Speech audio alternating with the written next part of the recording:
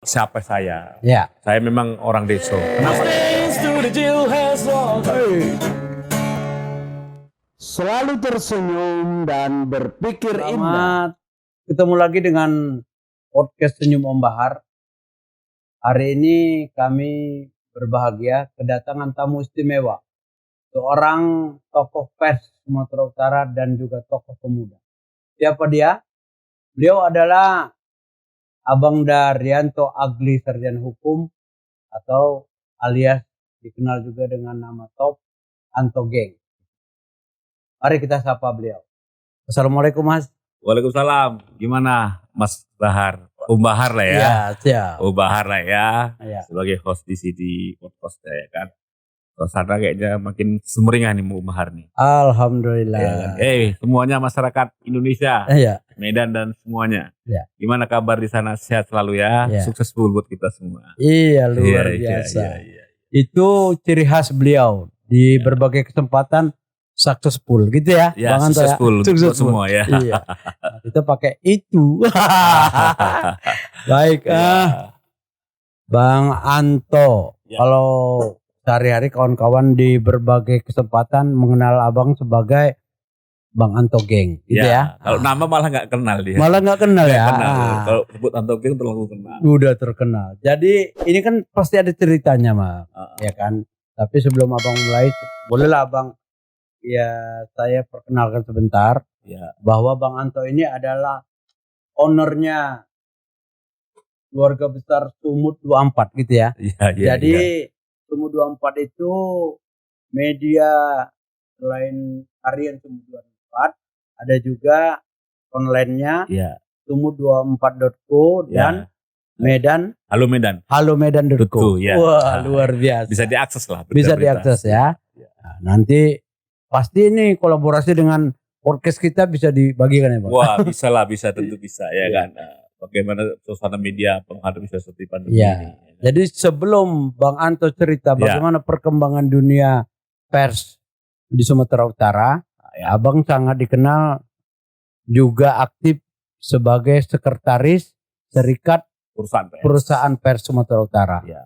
Kemudian Abang juga adalah ketua jaringan media cyber Indonesia Sumatera Utara. Iya. Baru dilantik ya? Iya. Itu Kak Teguh Santosa ya? Teguh Santoso, ketua umum di Jakarta ya. Kita mulai aja Bang. Boleh silakan Om Bahar. Silakan. Bagaimana perkembangan Abang memulai dunia jurnalistik di Medan ini? Konon katanya dari yang paling bawah sekali, boleh cerita? Oh iya. Boleh sedikitlah request. Saya jujur menggeluti dunia pers ini sudah hampir 40 tahun. Jalan antara 30 tahun. Saya sebenarnya belum pernah bercita-cita dulu ingin menjadi seorang jurnalis. Karena itu ketika saya menjadi mahasiswa di satu perguruan tinggi Sumatera Utara, saya diajak teman untuk ikut bergabung. Tapi bukan langsung tukang tulis, bukan menjadi wartawan. Saya diajak gabung untuk menjadi loper. Loper dulu. Wah, loper itu mengantar koran ke pos-pos pemerintahan maupun di counter-counter. Waktu itu kalau koran itu adalah tabloid, dulu korannya hanya tidak banyak ya. 7 ya kalau nggak salah harian. Harian 7 dan mingguan sekitar 5 gitu ya. Itu namanya kalau nggak salah dulu Bintang Spot Film itu 4 kali dulu BSF ya. Pimpinan almarhum Tarunisa Teknik Indonesia. Itulah saya memulai. Akhirnya saya ikut bergelut di beberapa media, termasuk ikut mendandani kehadiran Jawa Post Group di Medan Sumatera Utara waktu itu. Radar Medan di Kurupatimpus hingga Sumut Post. Setelah itu saya juga berkiprah lain ikut di media harian Metro 24 Jam, Metro 24 hingga akhirnya saya bisa mengambil harian Sumut 24 itu saya kelola sendiri hingga sampai sekarang. Meskipun usianya sudah 8 tahun berjalan, sebuah media adalah inspirasi yang sangat luar biasa kalau menurut saya. Karena apa? Media adalah satu edukasi, memberikan pencerahan kepada masyarakat, memberikan pendidikan kepada masyarakat, dan juga memberikan informasi yang update kepada publik. terkait dengan persoalan-persoalan yang ada di tengah masyarakat. Apakah persoalan hukum, ekonomi, politik, dan kasus-kasus korupsi tentunya. Inilah mungkin yang sekilas gambaran saya bisa mengelola sebuah media harian Sumut 24. Bahkan setiap hari pers nasional Sumut 24 selalu mendapatkan reward dari panitia pers nasional hingga 3 kali berturut-turut mendapat the best di wilayah Sumbagut, khususnya Sumatera bagian timur. Itu kita mendapat reward itu satu layout yang terbaik. Itu 3 kali berturut-turut, hingga kemarin di Kalimantan Timur juga mendapat penghargaan. Nah, ini bagi saya sebuah impian yang tidak terduga, Bahar. Tidak terduga gitu. Apalagi saya anak deso. Ini anak deso, gayanya kuto ya. Oke, Bang, itu kan prestasi luar biasa. Dalam tempo 8 tahun, Sumut 24 sudah meraih berbagai prestasi di tingkat nasional. Kami sebagai, ya katakanlah, keluarga besar jurnalis atau keluarga besar humas di berbagai media, bangga. Tentu bangga dengan. Iya tentu ya. Bahar apalagi di mana-mana selalu menjadi corong di pemerintahan, utamanya di Kepolisian Republik Indonesia, di Poltabes maupun di Polda, gitu Bahar kan? Iya betul. Jadi itulah perjalanan kami. Kita alhamdulillah semuanya berjalan dengan lancar. Saya monitor perkembangan Bang Anto Geng sampai hari ini semakin berkibar. Nah, selanjutnya mungkin Abang bisa cerita yang terakhir, Bang. Ini jaringan media cyber Indonesia Sumatera Utara. Ya, sebelum sampai ke sana perlu disampaikan kepada publik. Mengolah media itu tidak mudah seperti dibayangkan orang, banyak duit langsung bisa membuat sebuah perusahaan pers, tidak seperti itu. Dia harus punya talenta, dia harus punya visi dan misi bagaimana pengelolaan sebuah media itu benar-benar bisa diterima oleh publik. Nah, sekarang kan dengan banyaknya mainstream media-media elektronik, media-media online ini, mau tidak mau dengan kondisi saat ini media cetak hampir seluruh Indonesia mengalami penurunan sangat gratis. Tetapi dengan demikian, tapi kita tetap berusaha bagaimana sebuah media cetak itu tetap hadir di tengah-tengah masyarakat. Ibarat kalau saya mengatakan, ibarat kita kalau pacaran kalau tidak ketemu tidak enak. Itulah sebuah media cetak. Maka media cetak kalau tidak ketemu dibaca tidak enak. Kira-kira begitulah gambaran saya ilustrasikan. Tapi begitupun dengan banyaknya media online, saya juga punya media online sumut24.co, kemudian halomena.co. Ini bisa mengimbangi nantinya ke depan terhadap pemberitaan-pemberitaan yang ada di Sumatera Utara dan lingkupnya. Barangkali ini yang perlu disampaikan kepada publik, tidak mudah mengelola sebuah media kalau tidak punya visi. Betul. Apalagi sekarang ini banyak kali nih media online Bahar di mana-mana. Kadang-kadang kita sangat miris juga dengan kebanyakan. Tapi begitupun inilah perkembangan sebuah jurnalis. Sebuah jurnalis harus diakui. Oleh karena itu, kemarin saya sudah ditunjuk sebagai ketua jaringan media cyber Sumatera Utara. Ini adalah untuk mengakomodir teman-teman di daerah yang punya media online. Tentunya dia punya badan hukum, dia punya kantor, dia punya kalau dia sebuah selaku pimpinan atau penanggung jawab, dia harus punya kartu yang sudah mempunyai legalitas dari DNPS.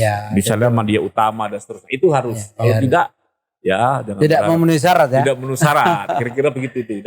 Karena itu kita berharap nih semua teman-teman media, mari kita bersinergi memberikan informasi dan edukasi yang terbaik buat pembaca kita masing-masing. Woi, luar biasa. Kira-kira begitu Bahar. Jelas, ya kan? Gak nyangka kita, ternyata begitu cerdas dan begitu tajam apa yang disampaikan oleh seorang Bang Anto Geng. Nah, Bang Anto, ini kan menarik dari usia yang sangat katakanlah relatif muda. Nah, kita tahu beberapa nama besar tokoh pers di Sumatera Utara. Abang Da itu tergolong tokoh muda yang segera beradaptasi, menyesuaikan, dan sekarang sangat sudah sejajar saya lihat. Bahar. Dan yang kita kagumi, diam-diam Abang juga menggeluti dunia kepemudaan ini, Bang. Saya lihat Abang bergabung juga dengan organisasi kepemudaan pemuda Pancasila ya, Bang. Betul. Mendampingi Bang Kodrat ya kalau nggak salah. Mendampingi semua unsur pimpinan stakeholdernya ya. Pengurus pemuda Pancasila. Bolehlah Bang cerita karena saya mendapat informasi pemuda Pancasila Sumatera Utara itu kan terbaik ya Bang ya saat ini. Iya terbaik. Dan itu artinya didukung oleh kehumasan yang solid. Betul. Nah, dan saya tahu Abang salah seorang ada di dalamnya. Ceritalah dulu. Ini menarik cerita dulu Bang ya. Baik, Bahar, salam buat kita semua. Pancasila abadi, Pancasila abadi, Pancasila abadi, merdeka. Itu barangkali slogan yel-yel perjuangan organisasi kepemudaan Pancasila. Saya memang ditunjuk sebagai koordinator humas di Majelis Pimpinan Wilayah Pemuda Pancasila Sumatera Utara di bawah pimpinan Bapak Darsa dan Sekjen Halimadi. Dalam Mubes tahun 2019 kemarin, bahwa pemuda Pancasila menjadikan terbaik seluruh Indonesia.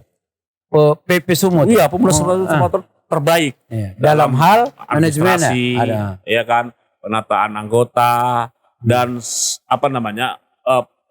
konsolidasi dan ini terbaik, dan sekarang ini sedang melakukan konsolidasi ke daerah. Bahkan saya menjelang proses pilkada, saya mengikuti terus sudah 7 daerah saya ikuti rapat koordinasi cabang. Itu rapat koordinasi cabang itu menentukan sikap kader pemuda Pancasila di wilayah kabupaten kota, menentukan sikap siapa yang terbaik menjadi pilihan mereka untuk didukung. Dan saya mengikuti dari Sirgi, kemudian Labuan Batu, kemudian Labura, Asahan, dan Papak Barat, Karo, dan saya baru pulang siang tadi dari Simalungun. Di rapat itu kita melaksanakan rapat. Dan ini sebuah penghargaan saya selaku humas oleh pimpinan organisasi kita, menjadikan sebagai sumbangsi pemikiran kita bagaimana ikut berorganisasi pemuda ini secara baik dan benar. Karena itu harapan kita kepada semua kader-kader baik di organisasi masing-masing, marilah kita ikuti aturan main anggaran dasar rumah tangga organisasi supaya apa yang disampaikan, apa yang dijalankan itu tidak melanggar rel dari anggaran dasar rumah tangga itu. Inilah salah satu langkah yang menjadi terbaik pemuda Pancasila Sumatera seluruh Indonesia pada Mubes 2019 tahun lalu. Sekarang kan terlihat ya Bang ya, progresnya itu saya melihat pemuda Pancasila semakin solid sebagai sebuah organisasi yang tatanannya lebih. Apakah kepengurusan ini mungkin visinya lebih baik ke depan mungkin? Ya, mohon izin kepada para pengurus, utamanya kepada ketua dan sekretaris Bapak Kodir dan Haji Madi, bahwa kami diajarkan untuk tetap mengikuti aturan main. Kalau tidak aturan main ada sanksi. Ada sanksi, bahkan bisa dipecat dari sebuah organisasi. Organisasi kepemudaan begitu besar. Kalau kita melihat dari penataan organisasi yang tidak seperti di pemerintahan harus digaji kita, tapi antusias dan rasa memiliki sebuah organisasi sangat besar. Dan ini mungkin kebanggaan bagi semua kader. Nah, inilah mungkin yang bisa kita menyatukan visi dan preferensi bagi semua kader, utama di Garban Pancasila maupun di organisasi lain. Apalagi pada 28 Oktober ini pemuda Pancasila memasuki 61 tahun. Ya kan, dan akan dilakukan berbagai kegiatan sosial. Kemudian saya juga ditunjuk sebagai koordinator humas berkegiatan sosial bakti sosial itu dalam rangka ikut peran dan berpartisipasi dalam persoalan yang saat ini mewabah mendunia, termasuk di Indonesia sendiri, pandemi COVID-19. Kita akan membagikan masker, kita akan membagikan sanitizer, kita akan memberikan sembako bagi masyarakat atau kader-kader yang tidak mampu. Ini akan kita berikan kepada masyarakat dalam puncak acara ini. Mudah-mudahan ini sesuai arahan ketua dan sekretaris, ini bisa masyarakat sekitar bisa ikut berpartisipasi dalam rangka menyukseskan ulang tahun Pemuda Pancasila yang ke-61. Terkait dengan Hari Sumpah Pemuda ya? Wah, itu hari lahirnya Pemuda Pancasila dan kebetulan hari Pemuda Pancasila Sumpah Pemuda. Hari Sumpah Pemuda. Wah, sangat menarik ini Bahar ya. Jadi luar biasa. Kami sangat berterima kasih mendapatkan informasi itu, dan kita berharap apa yang bisa disampaikan melalui podcast Om Bahar ini, Bang Anto bisa menyampaikan harapan-harapan lebih luas sebenarnya. Ya ini ide Om Bahar ini sangat luar biasa saya melihat Ya, podcast yang dilakukan dan hari ini sudah ke-37 Ya, tokoh masyarakat 37 episode. 37 episode termasuk Bu Sekda, Ya. mantan kepala Biro Humas terbaik Ya, ya. dan beberapa pejabat dan Ustadz Adil juga melakukan ini. Ini akan memberikan edukasi pemikiran kita semua generasi muda bahwa ini zamannya zaman zaman media elektronik, zaman media online. Dan ini Om Bahar ini saya pikir sangat cerdas memilih ini, ya kan? Sangat cerdas, ya kan? Ini karena ketularan ini mau Bang Anton Ya ya. kan? Sangat cerdas sekali saya melihat karena cerdas. Karena itu kan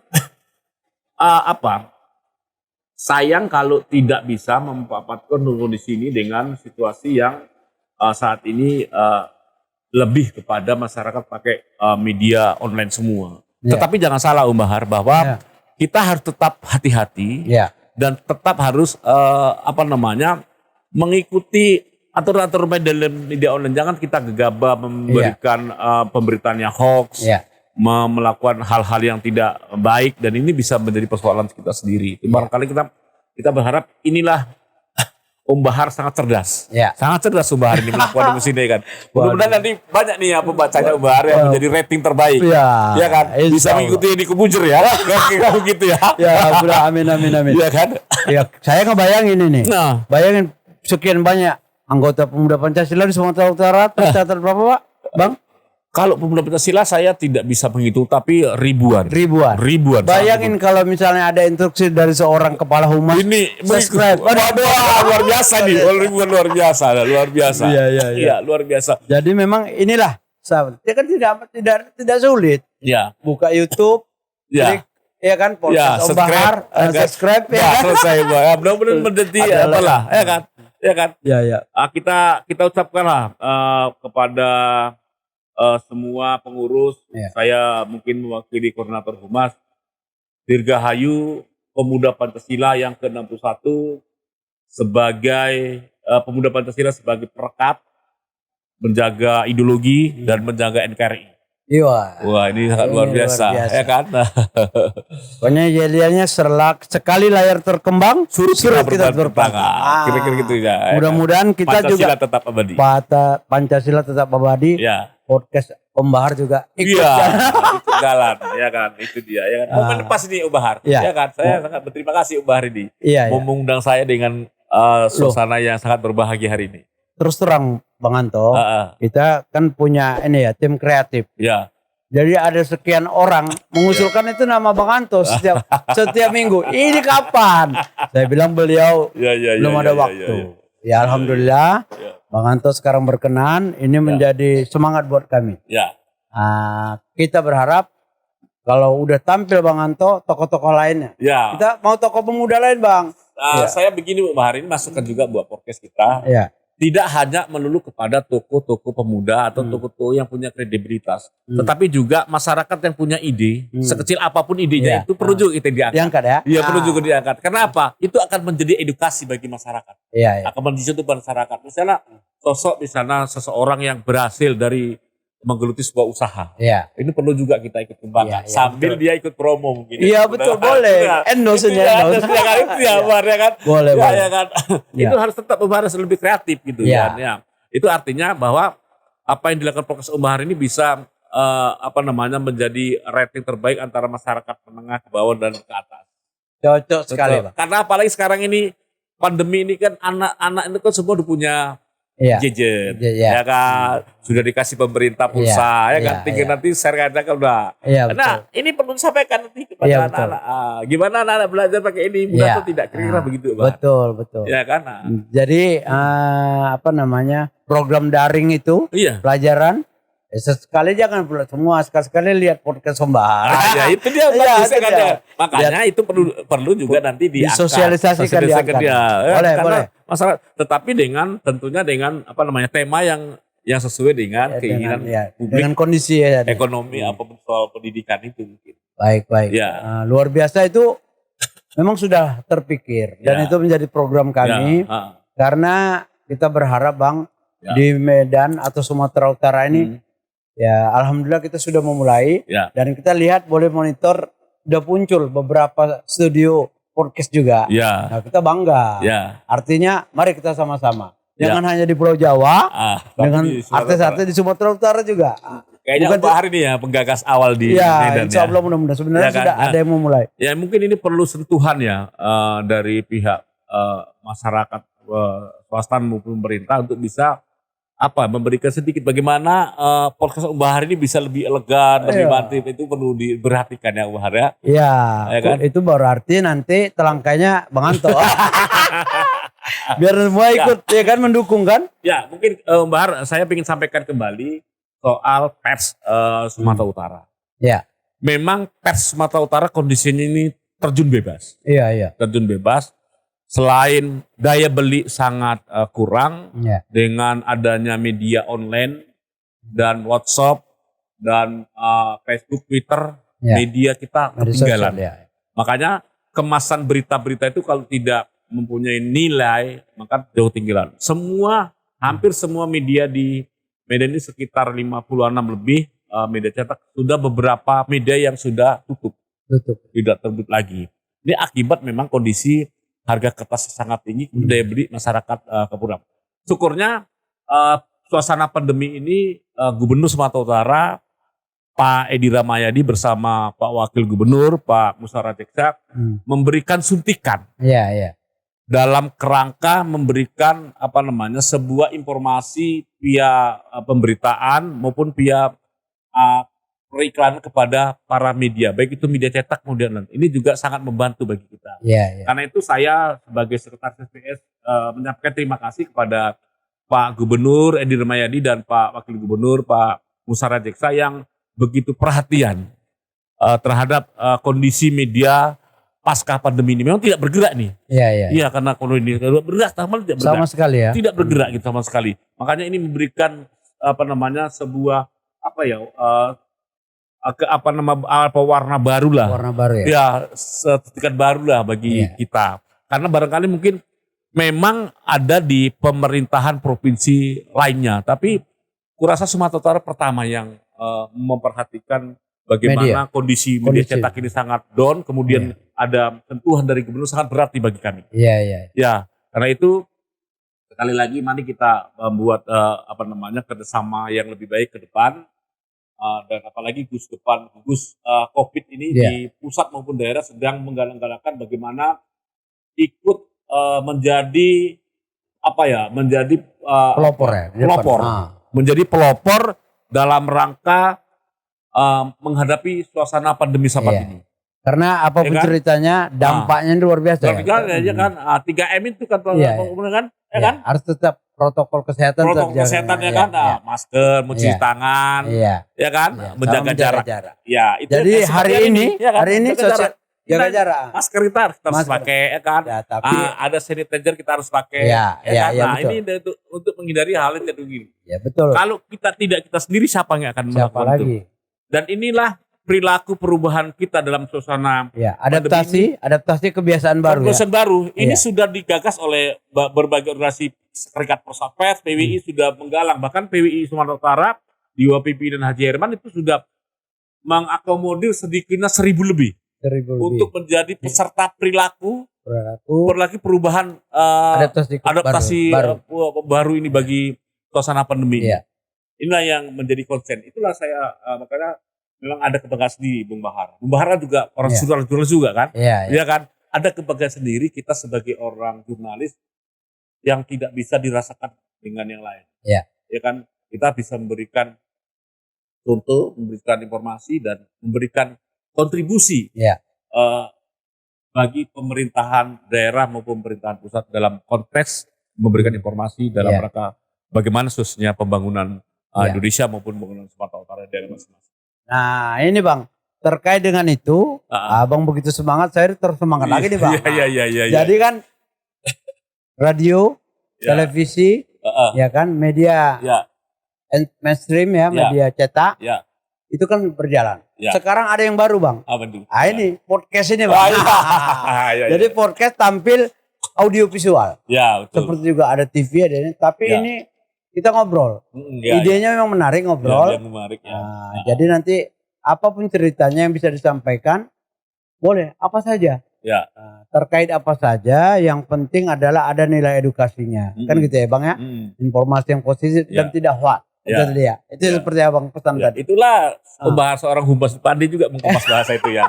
Iya. Belajar dari Bang Anto. Luar biasa ya kan.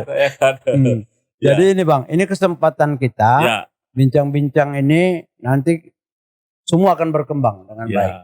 Abang Da sudah menyempatkan waktu ini memberikan semangat buat kita.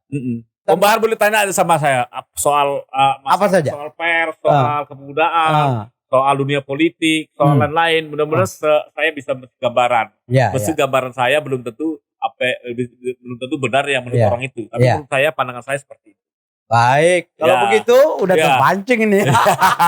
Iya. Abang sekarang Bang. Ya. Kita akan mendengarkan bagaimana cerita tentang dunia seni budaya di Kota Medan khususnya, Sumatera Utara secara umum, dan Indonesia secara global. Abang sudah mengikuti, saya ingat kebetulan Bang Anto ini adalah mantan udah Ketua Dewan Kesenian Medan. Ketua Dewan Kesenian. Udah mantan belum? Belum mantan karena belum ada priorisasinya. Tapi demisioner ya? Sudah dimisioner. Saya ingat betul tahun lalu kita sama-sama bergabung untuk pengantar ini Bang. Pokok-pokok pikiran kebudayaan daerah. Nah, Abang bersama Ketua MKM, Abang Da Coking ya, Majelis bersama tim Majelis Kesenian Medan. Bang Coking Susilo Sake, kita berangkat di Kongres Kebudayaan. Berangkat membawa pokok-pokok pemikiran ke pembahasan pemerintah. Iya. Ini kan itu kan terkait dengan Undang-Undang Nomor 5 Tahun 2017 tentang pemajuan kebudayaan. Abang boleh lah Bang ini. Mulai dari situ, nanti baru cerita yang Abang bilang, cerita politik. Silakan. Ya, baik. Dunia seni dan budaya di Medan ini memang sangat sangat kurang mendapat perhatian khusus dari pemerintah. Padahal kalau kita melihat dunia seni ini bisa mendatangkan investasi, bisa mendatangkan uang, bisa mendatangkan PAD bagi kontribusi pemerintah daerah. Karena apa? Kalau seni-seni yang ada di Medan, pagelaran budaya di Medan ini terus dilakukan, secara otomatis masyarakat di luar daerah, baik itu mancanegara yang dari Malaysia, Singapura, Brunei, dan seterusnya, itu akan datang kemari, akan melihat bagaimana atraksi kebudayaan multi etnis di Medan ini. Medan ini miniaturnya Indonesia, Bung Bahar. Betul. Kalau itu digalakkan seni budaya dengan 8 ini secara bersenambungan, dengan ditata dengan baik, ini akan menjadi sesuatu yang sangat besar bagi investasi kita. Karena itu, ini yang perlu menjadi galian ini. Karena saya selama menjadi ketua Dewan Kesenian saat ini kan tidak bisa memberikan banyak kepada kawan-kawan seniman. Karena itu ruang lingkupnya juga masih terbatas. Tetapi saya melihat ini, dengan adanya saat ini misalnya gedung untuk beratraksi kawan-kawan seniman, anak seniman, di mana Bu Mahar? Di mana sekarang? Sekarang ada Taman Budaya. Sekarang sudah mau dipindahkan, sementara dipindahkan belum ada lokasi yang sangat sangat baik, sangat sempurna bagi kawan-kawan untuk bagaimana bisa melaksanakan kegiatan-kegiatan seni-seniman ini, baik seni teater, seni lukis, sastra, kemudian seni musik. Mana gedung baru? Tanya Bu Bahar, mana gedung? Nggak ada kan? Jadi menjadi perhatian kita, Bahar. Cocok sekali Bang. Ini perlu. Apalagi di museum juga nggak ada. Di mana museum kebudayaan kita? Mana ada? Sekarang alhamdulillah setelah saya monitor Bang, kebetulan kita juga ikut-ikut. Oh iya, kamu juga Om Bahar ketua Dewan Kesenian Sumatera Utara ya? Iya. Cocok kita ngobrol di sama seniman ya. Cocok. Jadi Bang, yang perlu digarisbawahi bahwa sejak 18 Agustus Taman Budaya Sumatera Utara itu udah pindah Bang. Oh gitu ya? Ke Tapian Daya, ke Pekan Raya Sumatera Utara.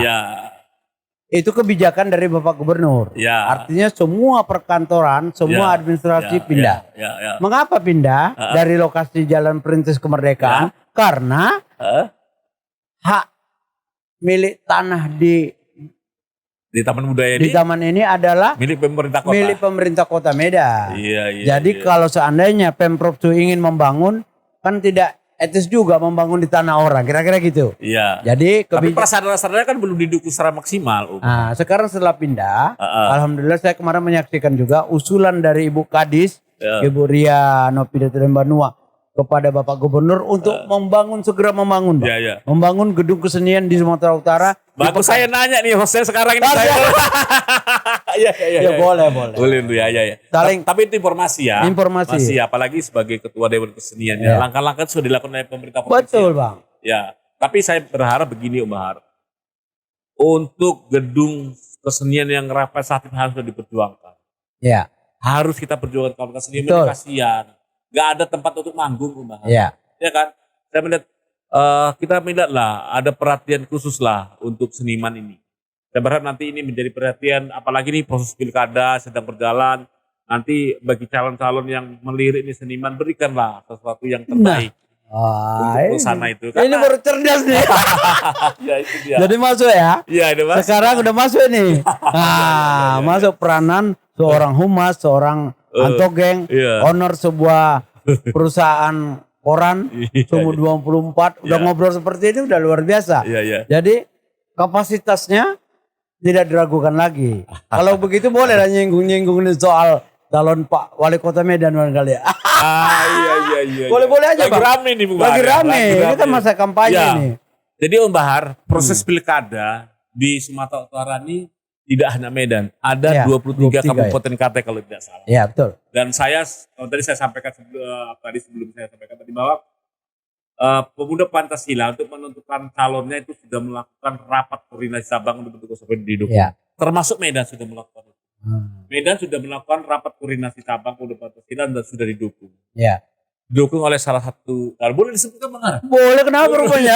Boleh ya. Siapa yang larang? Bukan promosi Bang ya. Boleh. Bukan ya. Boleh. Jadi memang kita kembali pada proses pilkada Kota Medan. Pilkada Kota Medan ini sangat menjadi perhatian pemerintah pusat maupun perhatian bagi pemerintah lain di negara. Karena apa? Kita sangat miris ya memang bahwa 3 kepala daerah kita ini tersangkut persoalan. Iya. Yang sebelumnya ya. Yang sebelumnya kita nggak usah kita sebut karena itu juga orang tua kita. Dalam proses ini akhirnya program-program pemerintahan yang sudah terencana dan terprogram tidak berjalan dengan maksimal. Karena mereka tidak sampai kepada akhir masa jabatannya. Termasuk yang terakhir ini. Ya kan tidak masih harus disusun oleh wakilnya. Nah inilah menjadi dilematis bagi kepala daerah maupun di Kota Medan bagaimana bisa meneruskan program pemerintahan kalau di tengah jalan aja bisa lupa.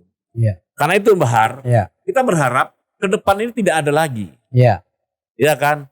Tidak ada lagi kepala daerah utamanya di Kota Medan tersangkut persoalan hukum. Ya. Mari kita melakukan patah integritas kepada masyarakat.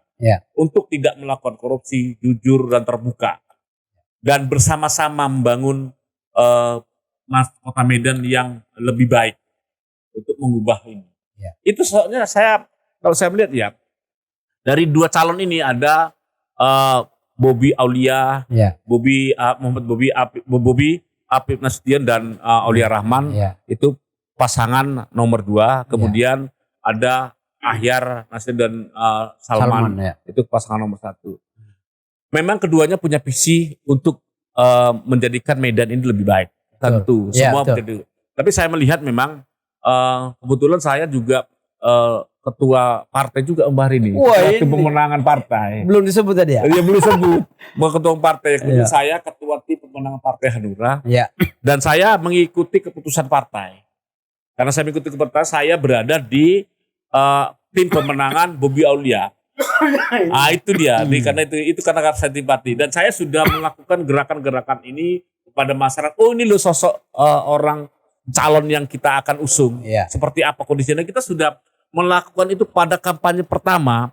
Saya sebagai koordinator sedulur ini Mas Bobi, sedulur Mas Bobi dan Aulia. Kebetulan saya ini kan berbagai organisasi Jawa, saya kan pembina juga. Iya, di Pendowo dan Pujakusuma. Muda tapi jadi pembina. Di Pujakusuma, Sumatera Utara saya menjadi ketua harian. Betul. Jadi beberapa organisasi saya ikut di Paguyuban Jawa.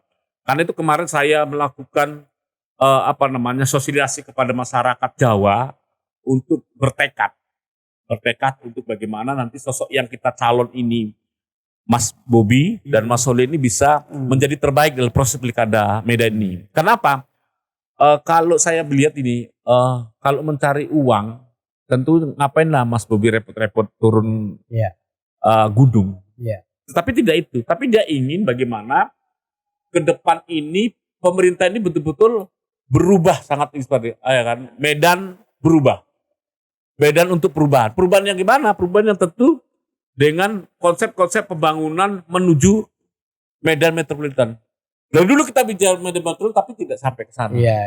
Mungkin mengatasi bagaimana nanti ada jalan layang, kemudian ada rekreasi yang bertaraf internasional. Bayangkan Medan ini kota terbesar ketiga.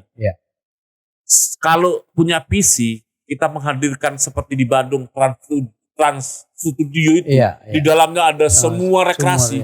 Masyarakat Medan akan terhibur, Bahar. Betul. Ya kan, tapi ini kan belum ada. Itu salah satu yang kita harapkan. Kemudian barangkali dengan kemampuan kedua calon ini mungkin bisa melakukan komunikasi politik dengan pemerintah pusat dengan yang lebih intens. Apalagi beliau ini kan anaknya orang nomor 1 di negara kita ini, Pak Presiden Jokowi.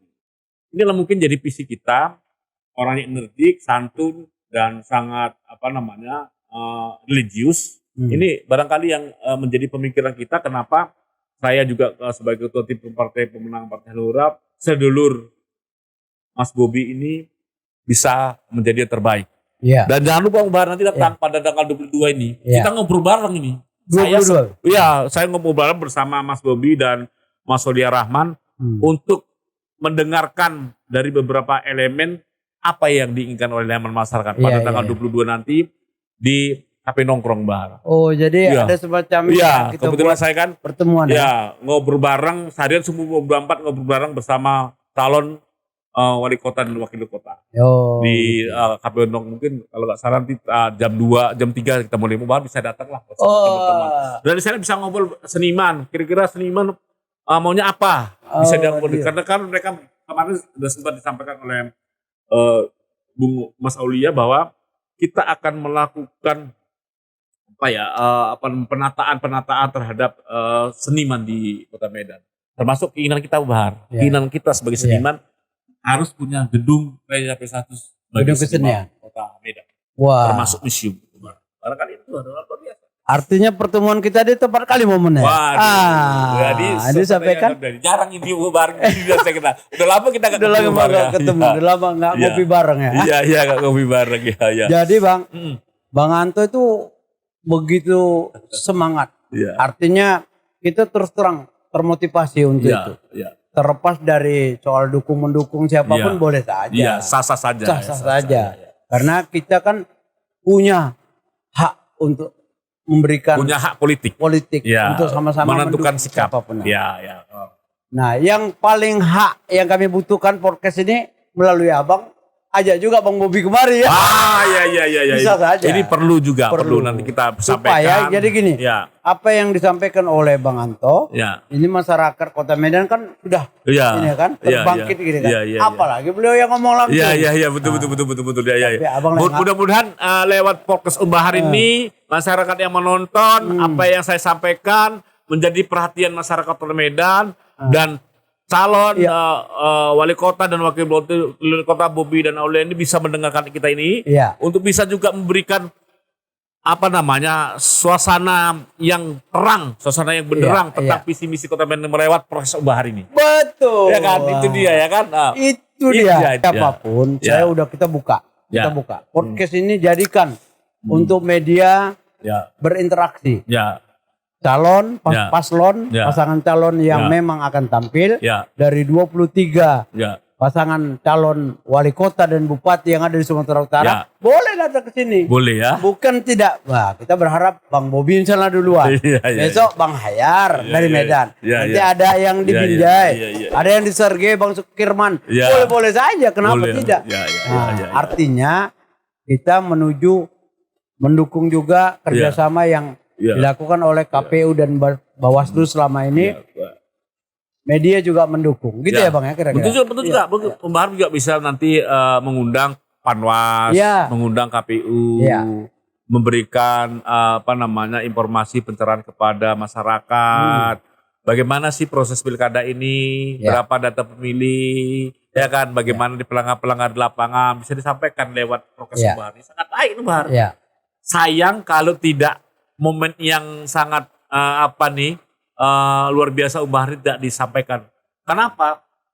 Gak bayar loh Pembahar ya kan? Iya. Iya kan? Iya kan? Itu ya kan ya. Kalau tempat TV bayar Pembahar. Bayar, iya. Ya kan? Iya. Nah, ini gratis ya. Nah, Balik-balik nanti kasih makan minum aja. Ya kan? Boleh. Iya ya kan? Terlepas dari itu semua, Ya. ada mungkin nanti yang penting ke depannya. Ya. Nah, kalau Abang tadi bilang kita harus buat fakta integritas kepada masyarakat, para paslon ini. Ya. Boleh-boleh aja. Kita nanti akan suatu saat panggil tokoh Ya. yang berkompeten. Iya. Nah, melalui beliau nanti nanya, mana dulu ya janji-janjinya misalnya. Iya. Misalnya kalau udah jadi. Iya, Ini kan akan berkelanjutan, Bang. Ya. Nah, terakhir Bang, mungkin Ya. momentum ini Abang bisa sampaikan bagaimana sih sebenarnya situasi melakukan jaringan, melakukan memberikan keyakinan kepada para calon pemilih bahwa tentukanlah pilihan yang terbaik. Ya. Kira-kira ada yang ingin disampaikan, silakan Bang. Boleh. Tapi sebelum sampai ke sana, Pembahar ini kan sudah mulai titik-titik di akhir ya. Ya. Saya tadi memulai Pembahar disampaikan soal siapa saya. Ya. Saya memang orang desa. Kenapa geng? Ya. Geng itu bukan geng motor Pembahar. Oh, bukan. Bukannya geng itu kalau kami analogikan bahwa geng itu gesit, energetik, nalar dan kreatif. Wah, itu dia baru tahu. Iya, baru tahu masyarakat. tahu. Ya kan? Luar biasa. Maka kadang-kadang masyarakat nggak tahu namanya Rianto Agli, banyak nggak kenal. Kalau tapi Rianto geng kenal. Tahu ya. Inilah berkah mungkin ya Sampai dari plat mobilnya pun Iya. ditembak geng ya. ini berkah mungkin dari Iya, Allah Subhanahu wa taala harus kita syukurin. Dari apa yang kita sampaikan persoalan pers di Sumatera Utara mendapatkan respon dari pemerintah provinsi, bagaimana pers menghadapi suasana pandemi ini yang terjun bebas dengan banyaknya media mainstream. Kita sudah sampaikan tadi kepada masyarakat bahwa kondisi pers itu seperti itu kondisinya, Ya. terutamanya kemudian cetak. Dan online memang online itu semua ada di Medan ini online itu 1000-an.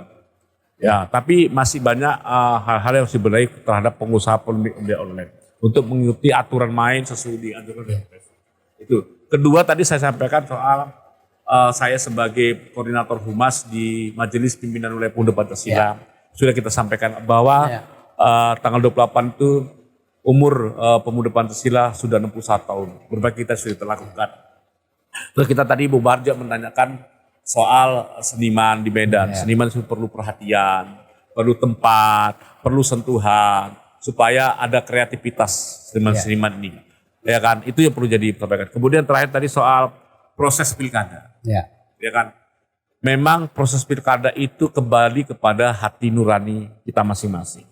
Tetapi tidak cukup melulu itu. Ya. Kita harus memberikan pembelajaran politik kepada masyarakat. Tentunya dengan melakukan sosialisasi kepada masyarakat, mengenalkan sosok siapa sih calon yang akan kita pilih, ya kan? Betul. Tentunya kita membawa figur yang bukan kaleng-kaleng, ya kan? Ya. Tentunya membawa figur yang punya kemampuan, yang punya finansial, kemudian yang punya SDM yang kuat, ya kan? Ini yang harus dipahami masyarakat, harus cerdas. Ya. Kalau kita mau berubah, ayo kita pilih yang terbaik seperti yang sampaikan tadi. Kalau saya memang karena kebetulan sebagai Hanura Bobi, saya tetap ke Bobi kan. Dan Bobi Aulia. Saya ingin Medan konsisten ya. Ya konsisten. Saya ingin Medan berubah. Saya ingin Medan berubah, ya kan. Itu yang perlu kita sampaikan kepada publik. Karena itu kepada masyarakat jangan mau tergoyang dengan hal-hal yang justru bisa merusak setidaknya belakang. Misalnya hanya karena uang kita memilih, hanya karena ini kita memilih. Mari kita pemilih kita sesuai dengan visi dan misi yang kita sampaikan. Masyarakat Medan ini semuanya. Sampai ke Ubar ini masyarakat Medan yang melihat ini. Iya. Mari kita pemimpin yang betul-betul punya konsep untuk menjadi Medan berubah. Kita jangan mau terbelenggu dengan persoalan-persoalan yang sudah lalu. Mari kita berpikir ke depan bagaimana pemimpin kita itu punya koneksi yang kuat ke pemerintah, sehingga dengan koneksi itu barangkali kue-kue pembangunan, kue-kue dari pemerintah pusat bisa Dibagikan di sini ya. dibagikan di pemerintah kota. Termasuk nanti bagaimana mengatasi banjir rob di Belawan, bagaimana mengatasi banjir yang masalah klasik tidak selesai-selesai Di sampai Kota sekarang Medan, di Kota Medan. Bagaimana kondisi jalan ini yang tidak bertambah, ya kan? Belum lagi persoalan-persoalan infrastruktur lain. Bagaimana kondisi penerangan jalan yang dulu masa Abdullah terang benderang sekarang udah bisa lihat. Ya kan? Bisa. Ya kan? Masih banyak beberapa tempat gelap gulita. Nah ini yang perlu menjadi pemikiran bagi calon wali kota Medan. Barangkali ini visi ini nanti bisa diakomodir oleh Mas Bobi dan Aulia. Itu kita sampaikan ke publik. Mari kita pilih sesuai dengan hati nurani kita, tapi jangan asal pilih. Pilihlah bagaimana pemimpin ke depan kita tidak lagi berbicara persoalan hukum, bisa merubah kota Medan lebih baik, bisa menjadi kota Medan tidak ketinggalan dengan kota-kota lain. Bayangkan dengan kota Palembang, jauh ketinggalan Umbahar, betul. Ya kan? Betul. Tengok jalan Umbahar hancur banyak, ya kan? Barangkali itu Umbahar yang perlu kita sampaikan kepada masyarakat. Kalau sudah sampai pengakhir mungkin bisa sampaikan Umbahar lagi. Luar biasa, Bang Antogeng memberikan apa ya namanya semburan semangat yang sangat berapi-api dan mudah-mudahan semua dimengerti oleh masyarakat luas. Terkait Bang, hal ini kan keseluruhan tidak terlepas dari keamanan Kamtibmas. Abang mungkin bisa memberikan masukan momentum ini ya sekaligus ya closing ini ya. Umbahar ya. Umbahar the best. Jadi Abang silakan Bang. Terima kasih Umbahar sekali lagi bahwa podcast Umbahar ini saya pikir menjadi motivator bagi masyarakat lain dan kaum lain untuk bisa melakukan yang sama. Ini sangat luar biasa lakukannya. Terhadap kondisi keamanan menghadapi proses pilkada Kota Medan ini, apalagi pandemi saat ini, saya memberikan apresiasi yang tinggi-tingginya terhadap Bapak Kapolda, Irjen Martuani Surmin, dan Bapak Wakapolda Pak Dadang. Ini sangat luar biasa. Mereka mampu menjaga kondusivitas masyarakat Sumatera Utara menghadapi proses pilkada ini. Sangat rumit Umbahar. Saya melihat di tengah masyarakat, apalagi harus menaati protokol kesehatan 3M tadi. Banyak masyarakat yang tidak paham. Dengan ketulusan hati, dengan kelembutan hati, Bapak Kapolda dan Bapak Wakapolda ini tersentuh semua hatinya. Ya kan? Apalagi dalam menghadapi aksi demo, bahkan dilakukan sangat persuasif. Ini kita bukan apresiasi tinggi kepada Bapak Kapolda dan Wakapolda Sumatera Utara. Begitu juga Kapolrestabes Kota Medan, Bapak Kombes Riku. Beliau juga bisa bersinergi terhadap semua elemen kepemudaan dan kemasyarakatan. Sehingga hal-hal yang tidak diinginkan dalam proses aksi-aksi yang kemarin itu bisa diredam dengan baik. Itu Bar. Terutama dalam proses pilkada yang sedang dihadapi, mungkin SOP yang dilakukan oleh jajaran kepolisian Republik Indonesia, Polda Sumatera Utara dan Kapoltabes dan jajarannya semuanya yang hari ini sedang melaksanakan proses pilkada di 23 kabupaten kota tentu sudah dilakukan secara apik. Ini terbukti Umbahar, tidak ada riak-riak yang sangat mengkhawatirkan di masyarakat. Mereka bisa berjalan aman, bisa bersinergi terhadap KPU, terhadap Panwas, untuk sama-sama menjaga keamanan kita yang sangat kondusif ini. Saya terima kasih kali kepada Bapak Kapolda, Bapak Kapolda, Bapak Kapolrestabes dan Wakapolda dan semua jajaran sampai 3 polsek untuk melakukan itu. Yang saat saya ini mendapat perhatian kita bahwa sentuhan yang dilakukan oleh jajaran kepolisian itu memberikan bantuan kepada masyarakat itu sangat menyentuh kita semua. Ya. Ya, itu sangat luar biasa, Bang. Ya. Melakukan bantuan terhadap masyarakat dalam situasi pandemi ini. Ya. Karena suatu pandemi sangat sulit kondisi Om Bahar. Ya. Kita rasakan tuh. Tapi ada sentuhan bantuan sembako ini kita apresiasi kepada beliau. Bahkan yang tidak diduga, Iya. Pak Kapolda itu memberi apresiasi Ya.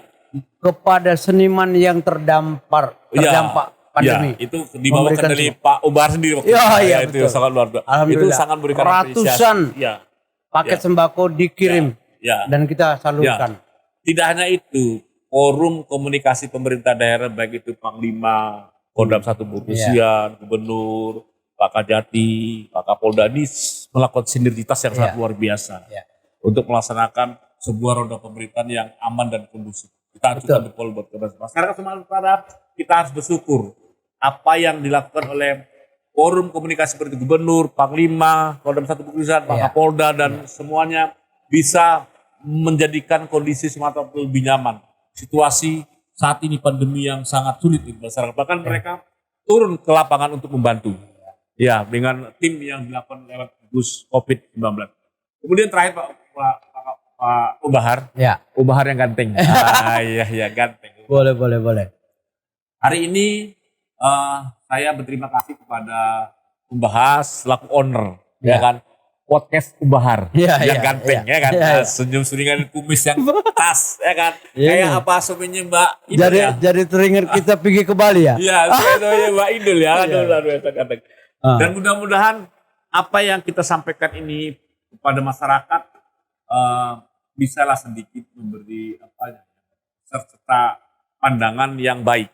Kalau yang salah jangan diambil. Ya. Barangkali hal-hal yang tidak berkenan saya sampaikan ya mohon tidak menjadi menjadi hal-hal yang tidak diinginkan kepada kita. Intinya saya yang sampaikan bahwa ini adalah untuk kebaikan kita semua, untuk kebaikan masyarakat Medan, masyarakat Sumatera Utara. Karena saya ikut selama ini ikut beberapa kabupaten kota melihat kondisi sangat aman.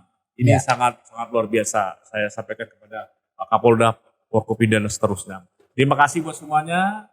Barangkali ya kan kalau ada sumur di ladang, boleh kita menumpang mandi. Nah, kalau ada umur panjang, boleh kita berjumpa lagi. Kalau ada jarum yang patah, jangan disimpan di dalam peti. Kalau ada kata saya yang salah, jangan disimpan di dalam hati. Selamat, terima kasih Om Bahar. Selalu. Ya, luar buat biasa. kita semuanya. Kembali pula kayak beliau pula di Bang Anto luar biasa. Kami keluarga besar Podcast Om Bahar mengucapkan terima kasih. Abang sudah mewarnai dunia pemuda, dunia pers Sumatera Utara, seniman. Ini semua udah masuk. Tapi bukan gaduh-gaduh ya. Bukan. Insya Allah ini menjadi pencerahan buat kita semua. Dan saya yakin ke depan kita berdoa Abang udah makan sukses. Amin. Jangan lupa nanti kalau diundang lagi datang kemari lagi ya. Umar juga lah begitu. Makin sukses, segar, semoga mendapat barokah. Ya kan sukses full buat Umar. Sukses full. Oke, terima kasih. Baik, keluarga besar Podcast Om Bahar. Sampai di sini perbincangan kita dengan Bang Anto Geng. Silakan yang ingin komen menulis di komentar, berikan saran siapa lagi tokoh-tokoh yang pantas kami undang kemarin. Selalu tersenyum dan berpikir indah.